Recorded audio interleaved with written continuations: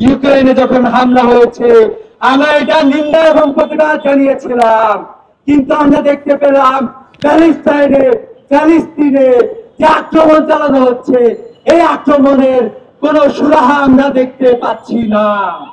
যে শান্তি চুক্তি সংগঠিত হয়েছিল হামাস এবং ইসরায়েলের মধ্যে, সেই শান্তি চুক্তি ইসরায়েল লঙ্ঘন করেছে।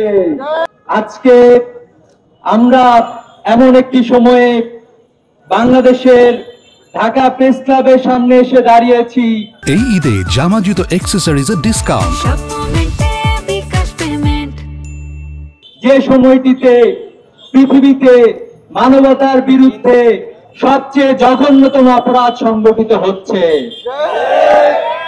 আমরা দেখতে পাচ্ছি রোজার মাসে সেহরির মুহূর্তে, যে সময়টাতে মুসলিম বিশ্ব ইফতারের জন্য সেহরির জন্য উঠে সকল ধরনের প্রস্তুতি সম্পন্ন করে, সেই সময়টিতে গাজা সহ ফিলিস্তিনের অসংখ্য গ্রামে ইসরায়েলি বর্বর সৈন্যরা হামলা চালিয়েছে।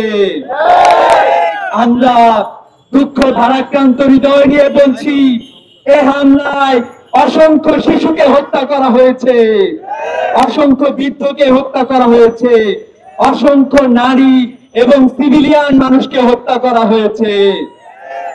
আমরা বলতে চাই, কোথায় পৃথিবীর মানবাধিকার সংগঠনগুলো যারা মানবাধিকারের পক্ষে বড় বড় কথা বলে, তারা কেন এখন চুপ রয়েছে? আমরা বলতে চাই, জাতিসংঘ শান্তি প্রতিষ্ঠার জন্য প্রতিষ্ঠিত হয়েছে, সে জাতিসংঘ কি করছে গণহত্যার বিরুদ্ধে? আমরা বলতে চাই, পৃথিবীর যারা নেতৃত্ব দিচ্ছে তারা কি করছে গণহত্যার বিরুদ্ধে? আমরা বলতে চাই, মুসলিম নামধারী ওআইসি সহ মুসলিম বিশ্বের রাষ্ট্রপ্রধানরা কি করছেন এই গণহত্যার বিরুদ্ধে? আমরা এর জবাব চাই। পৃথিবীর প্রত্যেকটা মানুষ আমাদের কাছে গুরুত্বপূর্ণ। পৃথিবীর আফ্রিকার মানুষ যেরকম গুরুত্বপূর্ণ, অস্ট্রেলিয়ার মানুষ যেমন গুরুত্বপূর্ণ, প্যালেস্টাইনের মানুষরা আমাদের জন্য গুরুত্বপূর্ণ। আমরা বলতে চাই, ইউক্রেনে যখন হামলা হয়েছে আমরা এটা নিন্দা এবং প্রতিবাদ জানিয়েছিলাম, কিন্তু আমরা দেখতে পেলাম প্যালেস্তিনে যে আক্রমণ চালানো হচ্ছে, এই আক্রমণের কোন সুরাহা আমরা দেখতে পাচ্ছি না। যে শান্তি চুক্তি সংগঠিত হয়েছিল হামাস এবং ইসরায়েলের মধ্যে, সেই শান্তি চুক্তি ইসরায়েল লঙ্ঘন করেছে। আমরা আজকে দুঃখ ভারাক্রান্ত হৃদয় নিয়ে হাজির হয়েছি।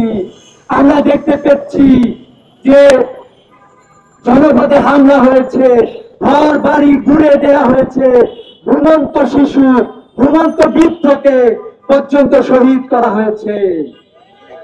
আমরা দেখেছি মায়ের কোলে শিশু এবং মা দুজনেই একসাথে শাহাদাত বরণ করেছে। আমরা দেখতে পেলাম যে একজন মানুষ আহত হলে তাকে যে হাসপাতালে দিয়ে চিকিৎসা করা হবে, সেই চিকিৎসা করানোর জন্য যে হাসপাতাল আছে, সেই হাসপাতালও ইহুদি বর্বর সন্ত্রাসীরা হামলা করে গুড়িয়ে দিয়েছে।